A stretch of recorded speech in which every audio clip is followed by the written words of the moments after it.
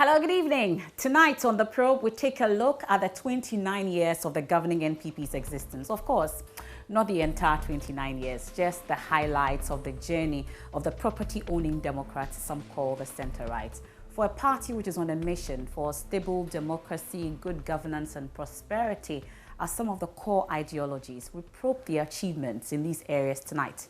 My guest is a former national chairman, 2 times campaign chairman for the NPP, former board chairman of the Ghana Ports and Harbours Authority, and now the newly appointed board chairman of the Ghana Cocoa Board.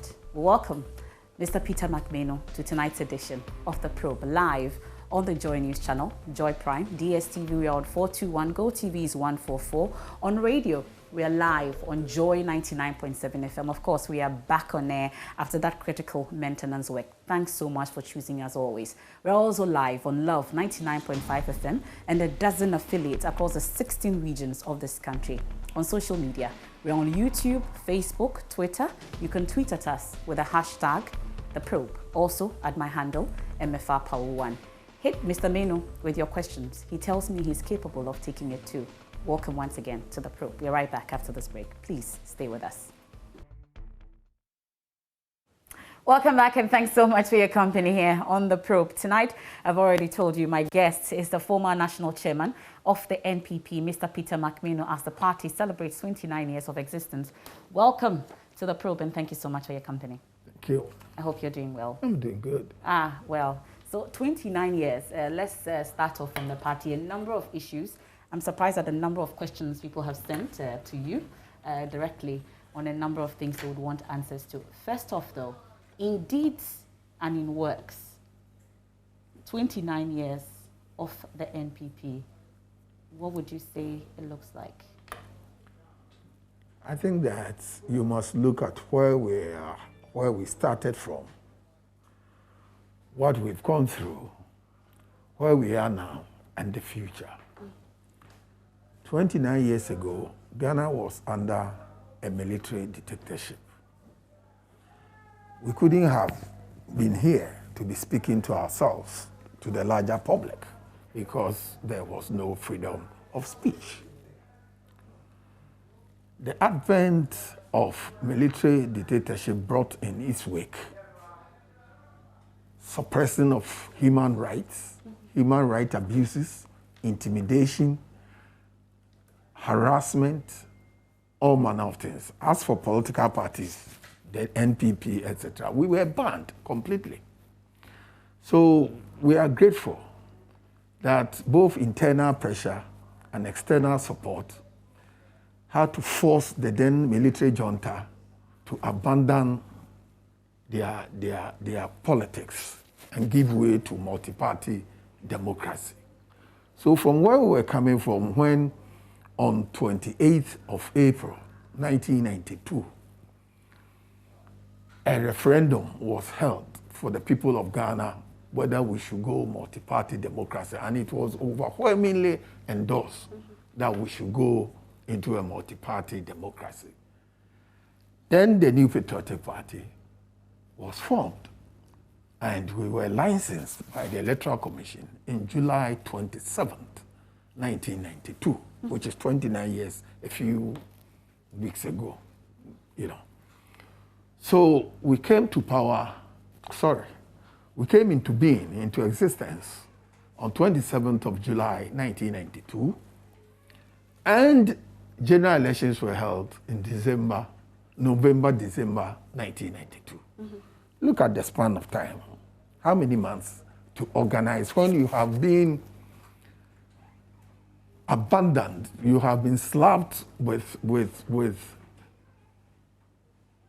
prison sentences, some of your leading figures, offices closed down, etc., from about 15, 13 years. So we mobilized ourselves under the leadership of the late Mr. B.J. Darocha, the late Mr. Agyapong Boateng, current Mr. Hackman. These three formed the interim executive of the party. And then we needed to go round to acquire offices and signatures to the Electoral Commission forms around all the districts in the country. It wasn't an easy task because there was fear at that time for people to even join political parties. Yeah, this history, of course, we've heard it told over the period, over and over again, with some saying, depending on where you stand, there are some that would have to be taken out or added, depending on where you stand, like I've said. But the NPP then and the NPP now, what would you say briefly? Well, that's the story I am telling. And the story is that the NPP then, you know, we live in a dynamic society. Things change from time to time, population change, ideas change, what people want change.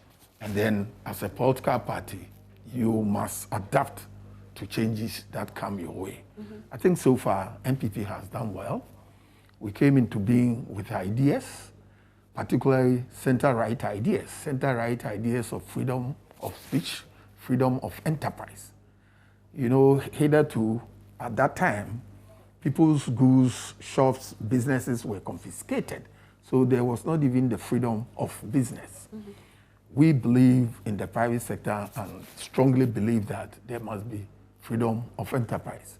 And the New Patriotic Party was built also on what our forefathers, I mean J.B. Dankwa, Dr. Buzia, Dombo, the trio, what they stood for. They stood for democracy. They stood for human rights. They stood for enterprise rights. They stood for believing God. They believe also in compassionate living. So people will think that sometimes we swerve to the left because we do all manner of social spendings. But it is part of the compassionate view or the compassionate values of the party. So the party is strong by being compassionate. The party is strong by believing in human rights. The party is strong by believing in enterprise rights. Okay?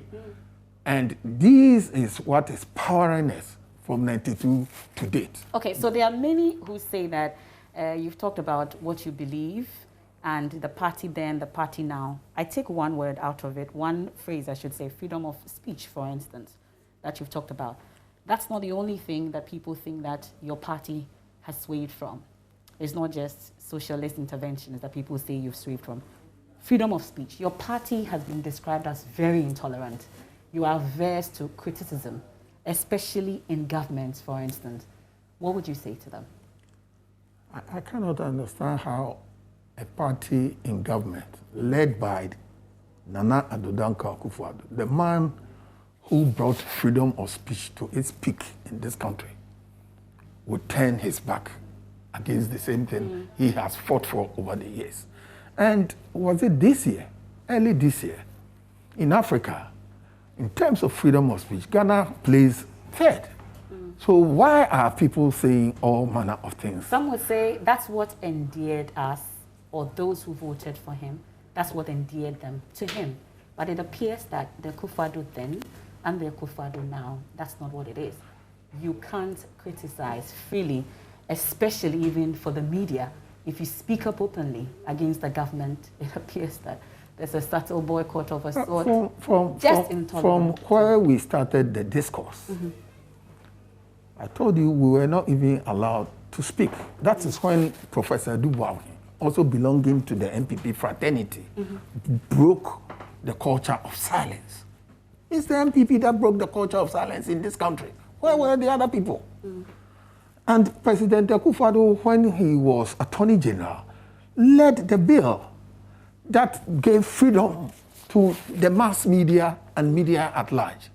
And since he became president, why do you think a company like Twitter and others will come to Ghana at this point in time when other African countries, they shun them? Because of the freedom, the basic freedom. Look, during our election, nobody ever blinked his eye that there was going to be an internet shutdown. But in other countries, in Tuesday, there's going to be elections in Zambia. And they are crying because they are afraid that their internet are going to be shut down. It never occurred to anybody's mind that these kind of things are going to happen in this country. And in fact, it didn't happen.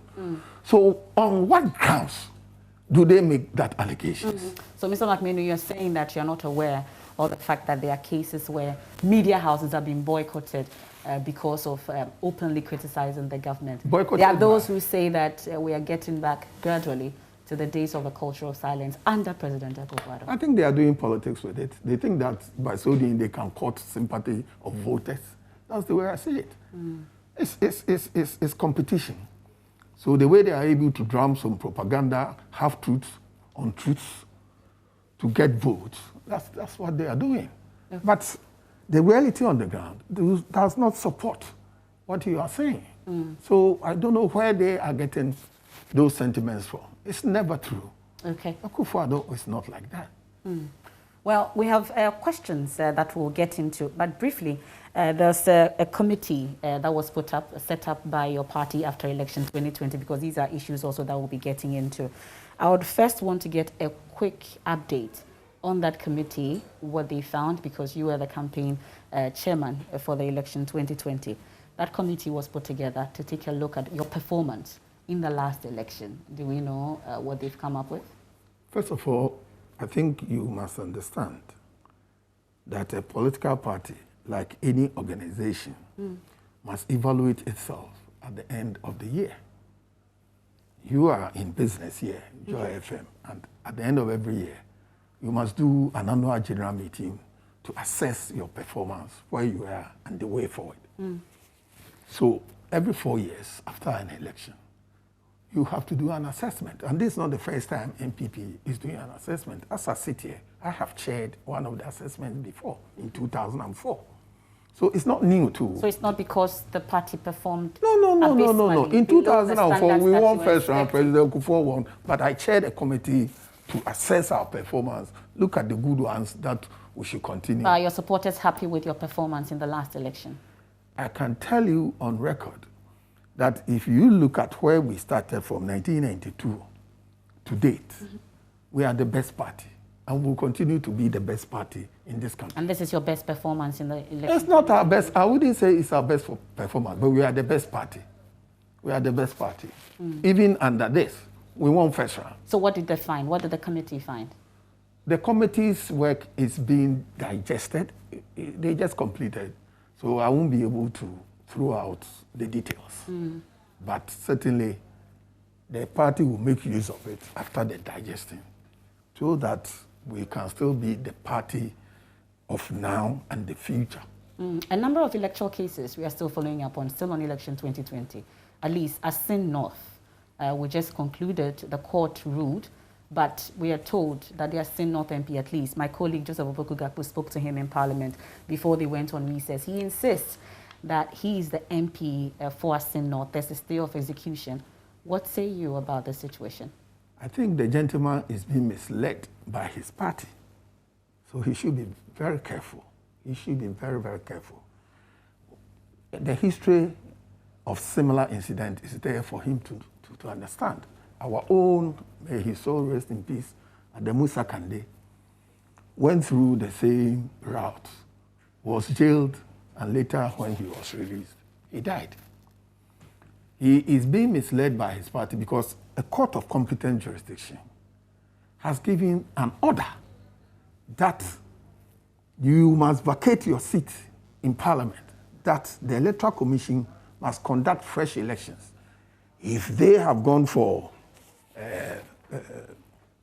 a stay of execution, fine. How long will it take?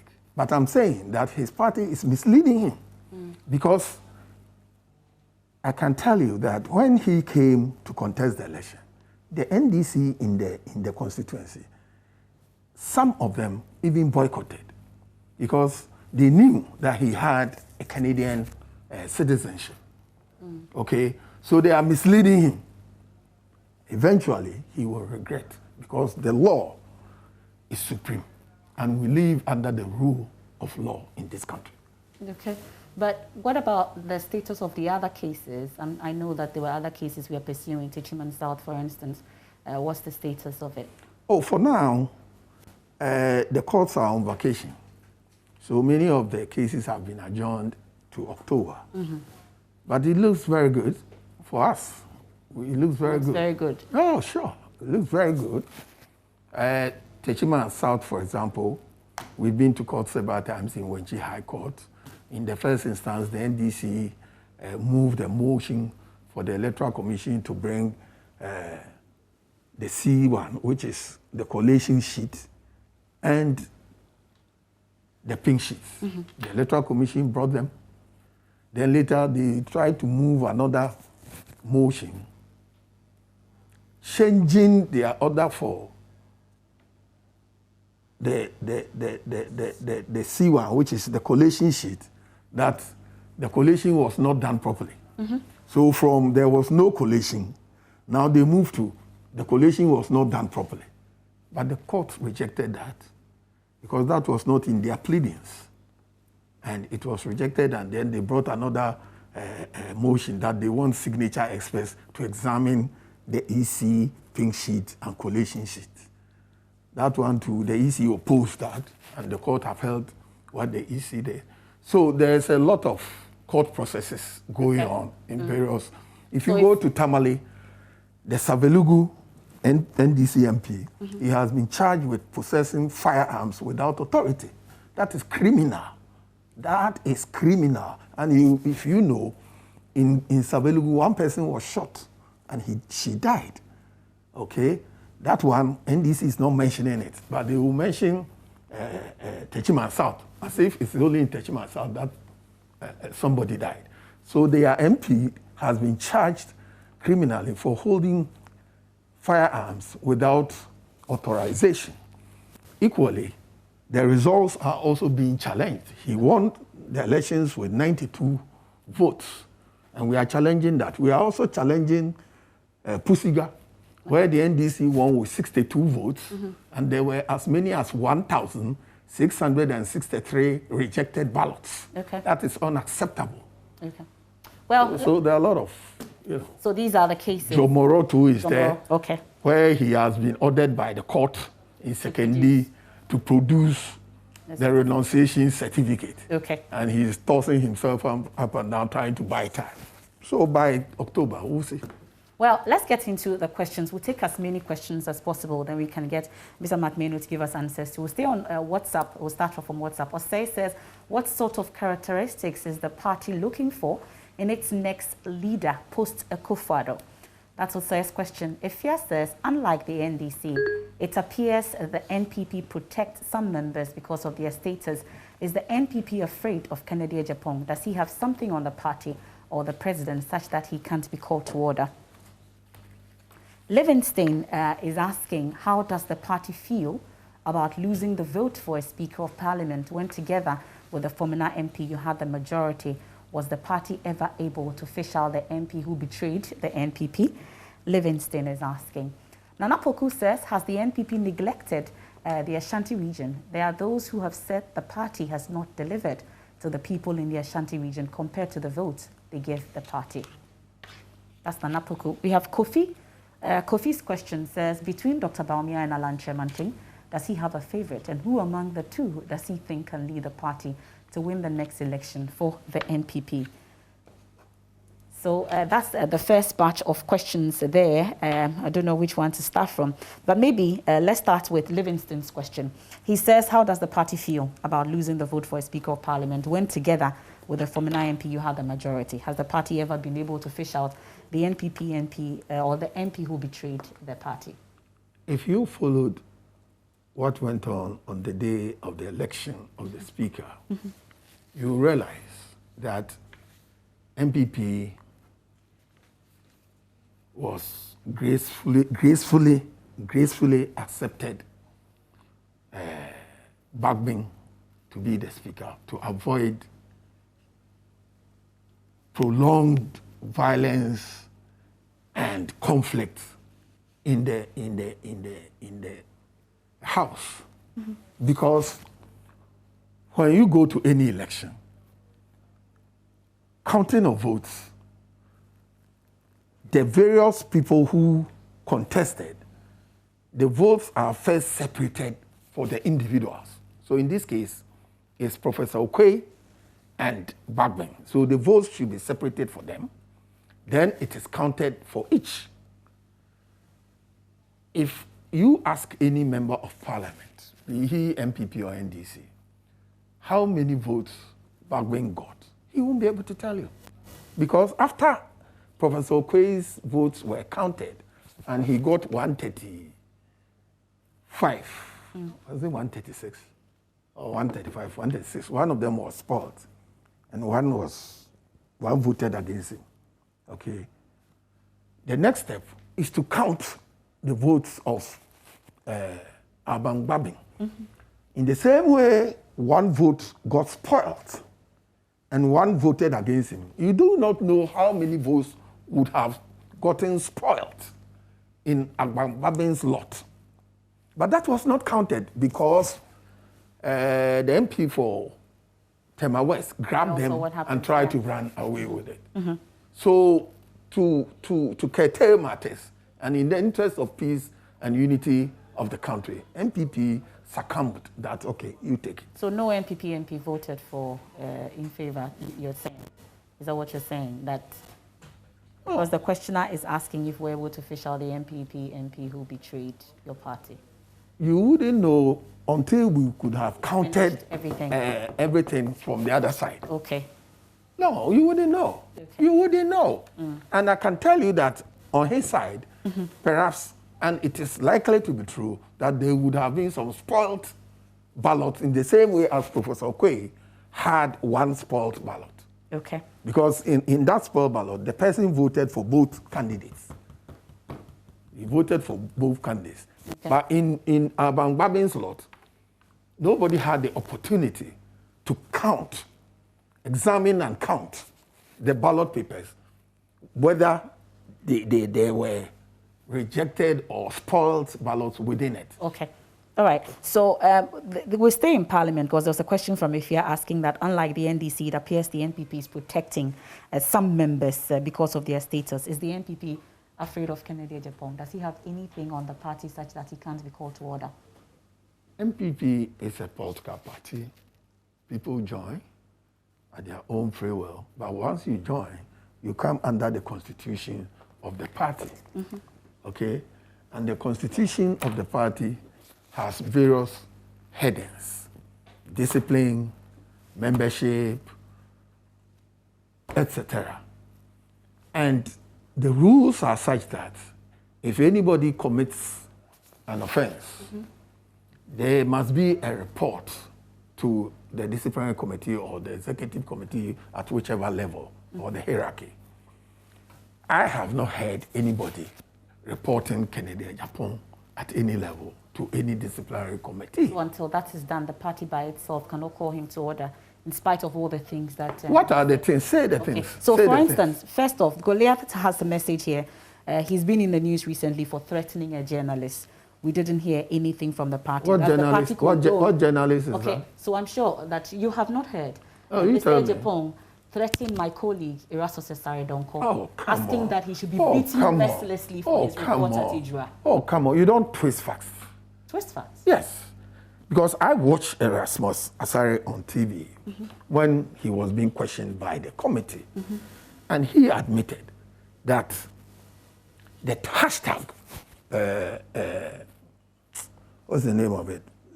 Fix the country. He did not assign those hashtags to the messages he was sending. I'm sure you understand journalism to know. I do not. I'm not a journalist. So it's good you do not understand how it works. But he said that was reporting a live event. So who was tagging? So how is he twisting the facts on the ground? Who was tagging? The fact is that somebody was tagging. I'm sure as we are on the TV, there's a slag, NPP at 29. Does it mean that there's a twist of facts of what is happening? No. The difference is that there was no fix the country agenda in Ejura. So if this that's your understanding. This boy, yes, and that's the truth. So if this boy had died, and people were claiming that he's a member of the fixed the country group in Accra. So because of the hashtag on the TV, which the reporter... But people got incensed. Just a minute. People got incensed. The reporter on the ground who didn't have any hand in what was happening. So because of that, he should be beaten mercilessly. If Kennedy Agyapong says he should be beaten mercilessly, he hasn't performed any act. Mr. Manu. Has he? Has he? But by inciting, we know what happened with Ahmed Swale. If it's inciting, then he, Erasmus, incited them by the hashtag that he attached. Okay, so you support. I'm not supporting. I'm not supporting. No, I'm not. I'm not supporting any amount of violence. But let us call a spade a spade. So if a journalist twists facts, he should be beaten mercilessly. But the man has not beaten him. Why are you saying he should be beaten? If you say he should be beaten, it amounts to being beaten. The man has not beaten anybody, has he? I'm asking you, has Kennedy Agyapong? I'm sure you remember Ahmed Swale, don't you? You know Ahmed Swale, right? You remember? And what happened? Okay, so Kennedy Agyapong beat him? He didn't beat him.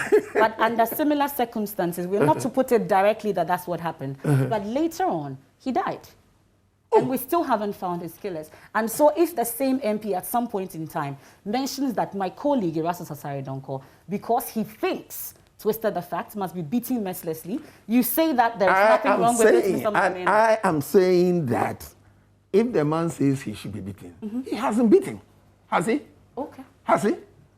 Has he beaten Erasmus? So it's okay. It's okay that it can happen. Has it happened? Has he beaten him? We've asked for police protection as a result. Oh, well, fine. Anybody can call for police protection depending on circumstances. Then you don't think that the Privileges Committee should do anything about this? Because they are doing that thing. We will, at the end of the day, we will look at the outcome.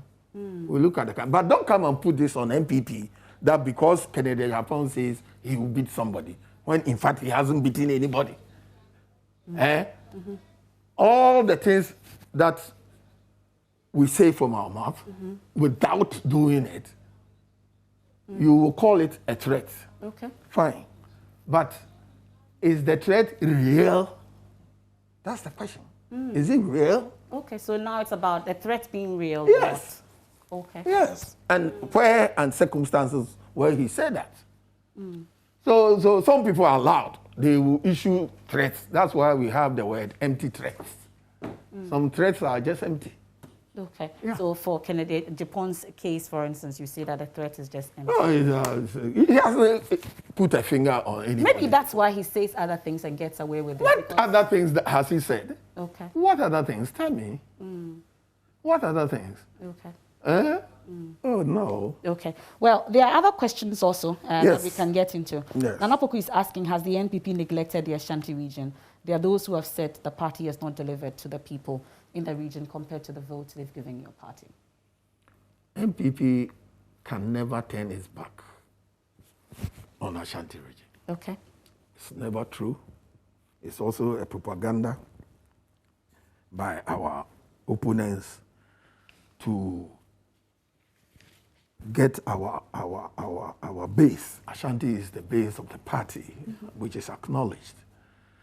But the cake of this country is being spread all over the 16 regions. As we speak, the president is in Bono East inaugurating some projects. He just came over from northern region, and I was amazed at the number of projects that he inaugurated in the northern region, in Sabelugu, etc. Ashanti can never be left out. No. Okay. So he should not subscribe to that propaganda. Tell Mr. Okay. So the issues about breaking the 8 is coming up, and there's this question that has come. What sort of characteristics is the party looking for in its next leader, post Akufo-Addo? Manu was asking, Chairman Sabunsu thinks it will make sense for someone who is not an Akan to lead the party. Does the chairman, Mark Manu, also think so? Well, the chairman, Mark Manu, thinks that under the party's rules and regulations in our constitution, it is there over 300,000 plus delegates who have the power and authority to elect a leader. And whoever they elect, Chairman McMahon will support. So I will not come out to say A or B. But I think that the delegates in NPP are so discerning that at any material time, they have proven to give us the best. And I believe they will do that. Okay, so Kofi was also asking you, between Dr. Baumia and Alan Chemanting, does he have a favorite, and who among the two does he think can lead the party to win? Both of them are my favorites, and any one of them can lead the party, and any one of them, Nana Akufo-Addo, will give the mantle to win the 2024 election. Well, on top of breaking the eight, it appears that is bringing a lot of rift within the party, not so? No, I haven't seen anything like that. Oh, I haven't seen anything like that. All is well when it comes to we're now going to go into even our internal elections, where polling station, constituency, regional, and then ultimately national elections will be held. After that, then the delegates would have been constituted to go and elect the flag bearer. So we are not there yet. Okay. We are not there yet at all. Well, the issue about Anakan leading the party, Manu was asking that it looks like that doesn't make sense for, like what Oseche Ben Sabonsu says. He says he thinks it will make sense for someone who is not Anakan to lead the party. You subscribe to that? Well, I subscribe to what the delegates will bring. And like I said, the delegates are discerning enough that at any point in time, they have given NPP the best. And I believe in 2023, when the time comes, they are still going to give NPP the best leader to take us to break the eight. You don't think it's time for a non-Akan to lead the party? You see, if you say that, then you are trying to drive a wedge. I would not want to be part of that. I would want to be part of who the delegates will bring. And I keep saying that the delegates, don't take them for granted.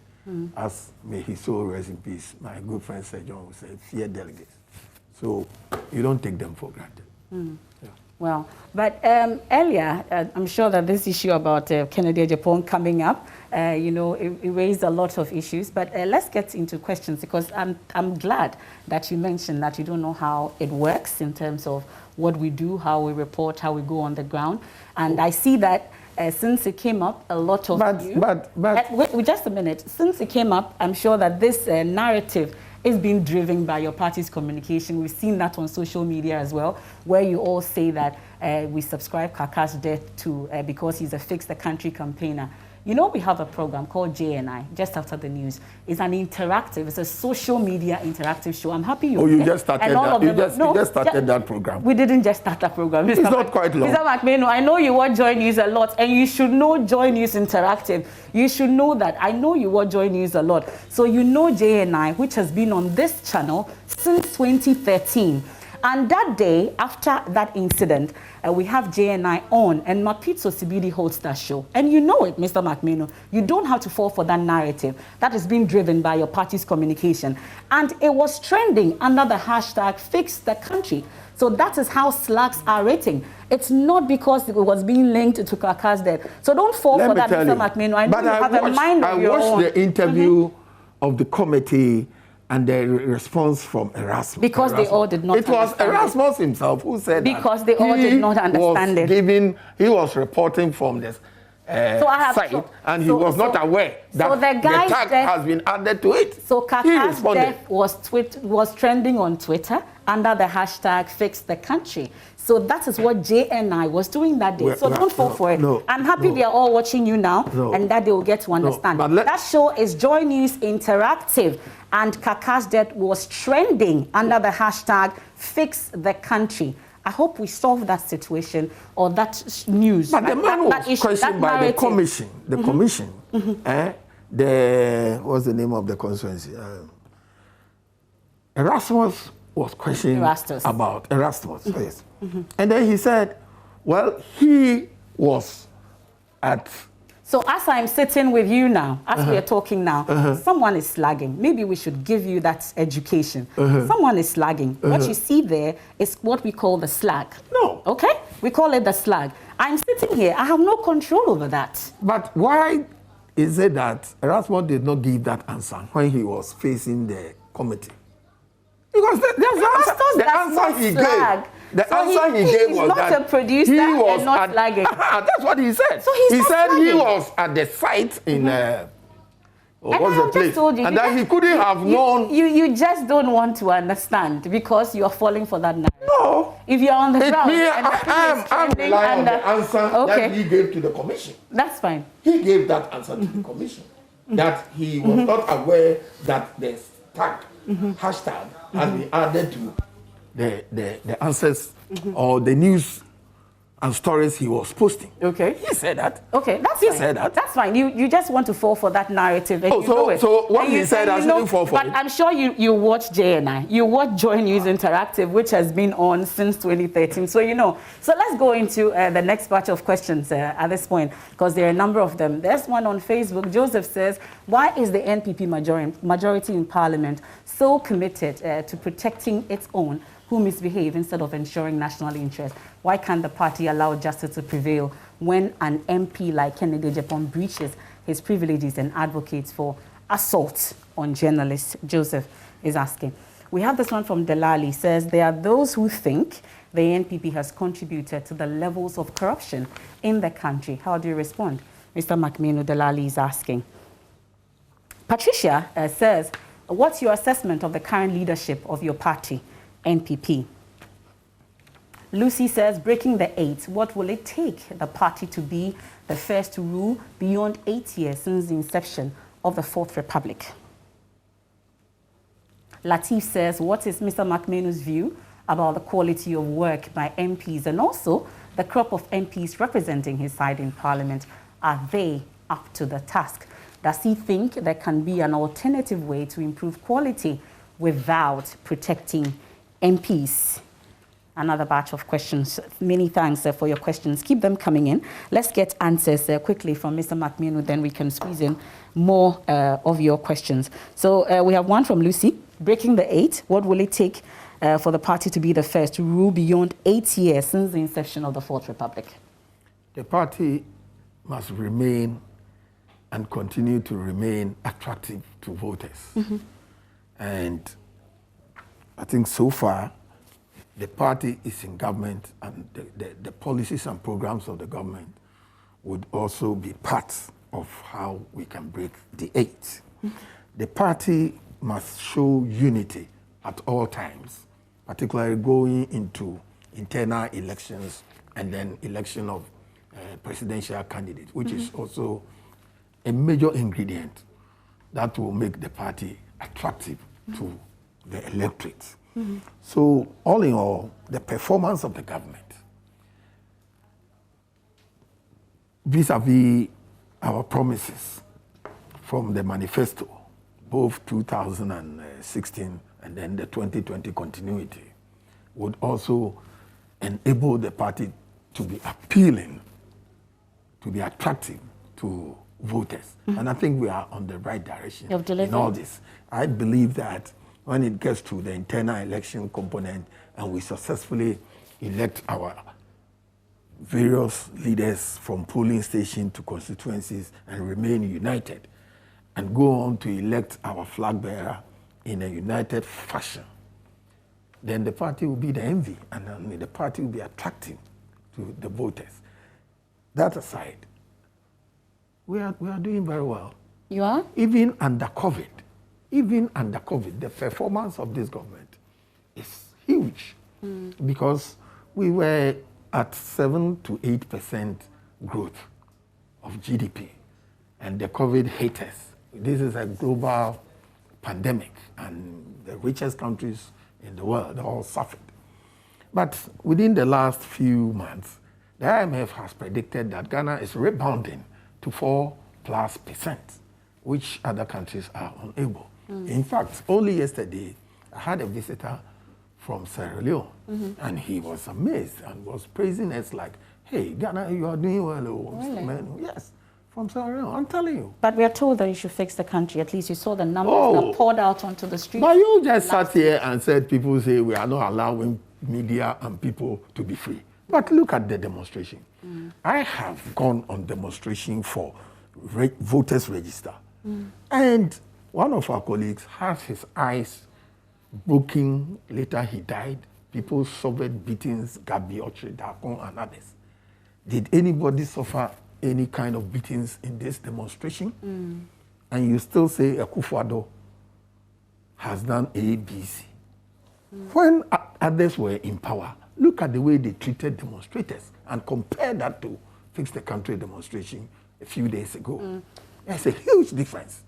Because the man, President Akufo-Addo, loves democracy. Because you campaigned that you were better than the previous one. That's what you're giving. And that's what we are doing. I'm surprised you're still comparing. But those who hit the streets. If you don't compare, you will never see the best. Okay. So as for comparison, we will continue to compare. Okay, so they are. And that is part of politics. Politics without comparison will not make the voters see the difference. Let's talk about the main reason why they poured onto the streets. They're asking you to fix the country, and other promises you made.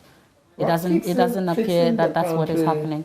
Fixing the country is a process that began from 1947 and is ongoing. And in the era of Nana Addo Dankwa Akufo-Addo from 2017, I think he has fixed a lot of the wreck that he inherited from the previous administration. So it's a dynamic process. You cannot fix the country in one day, 4 years, etc. I am telling you that the Conservative Party of UK, which has been in existence for 250 years, they continue to fix their country. Okay. The Republican Party continue to fix their country.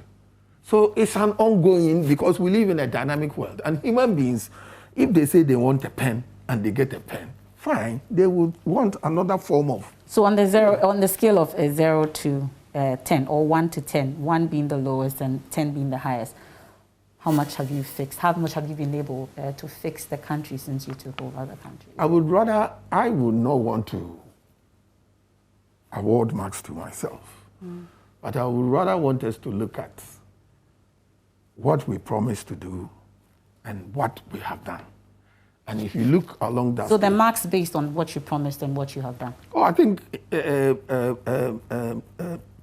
Dr. Baumia, the government site, shows that as at the last election, which is about 8 months ago, we had done about 75 to 80% of our promises, which is very good, very good, very good. So you would wonder why people are still saying you should fix the country? Oh, that's human behavior. But again, like I said, they want a pen. I want a pen. If I get the pen, I still will want your watch, you know, because it's beautiful, so I will want it. Okay, so let's talk about corruption. It's one of the main issues there that was raised also. Delali is asking, what do you think the NPP has contributed, or there are those who think the NPP has contributed to the levels of corruption in the country?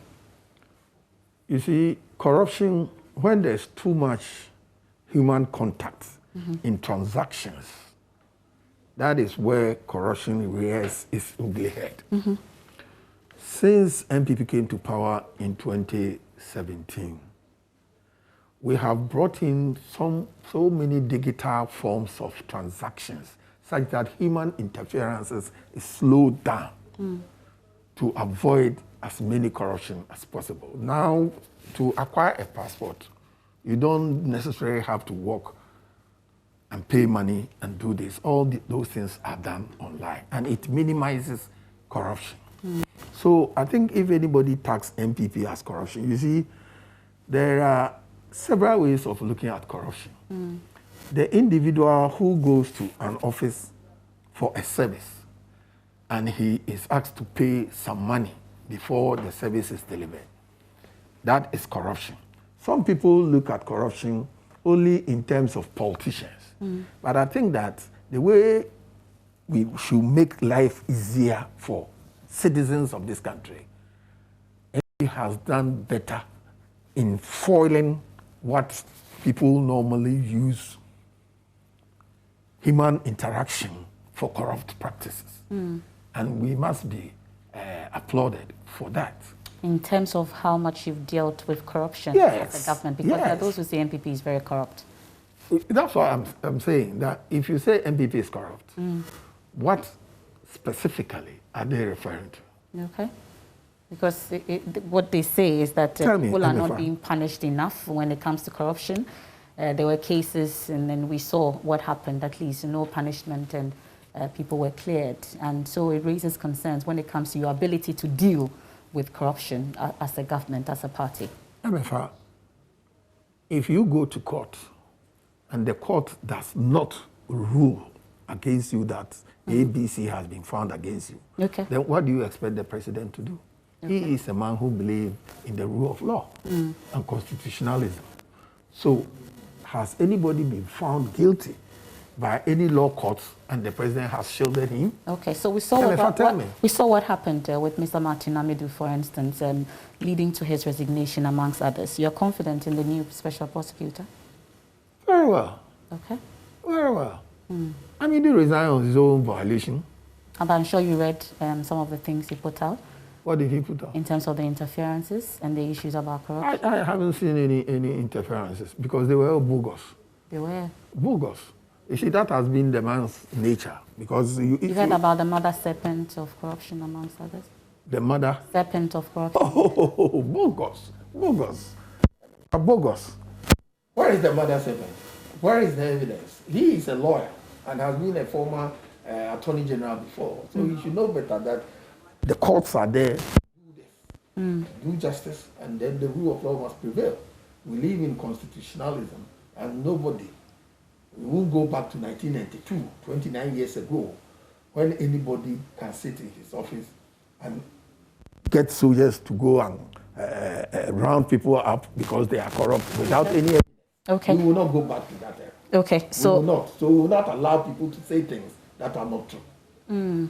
Okay, so Patricia is asking about the assessment of the current leadership of your party.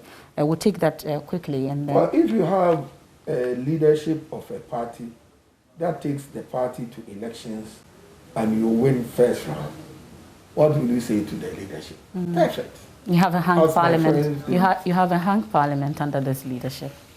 If you say we have a hung parliament, let me give you, since we are dealing with history for 29 years, in 1992, NPP had 0 in the parliament of 200 people. NDC had 198. Okay. We boycotted the parliamentary elections because the elections were fraud.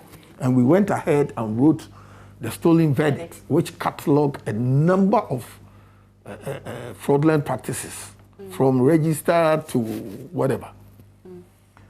In 1996, when some amount of reforms on the electoral front was undertaken and we went into the parliamentary elections, we got 63 seats out of 200. Hold that thought for me, amongst others also that your party chairman, organizers, some leaders are not contesting again.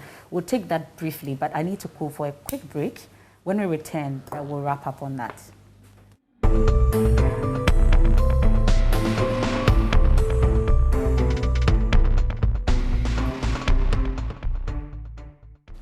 Welcome back. This is The Probe here on the JoyNews channel, and the voices in my ears are reminding me about the number of minutes we have left. Just about 3 minutes to go. Welcome back.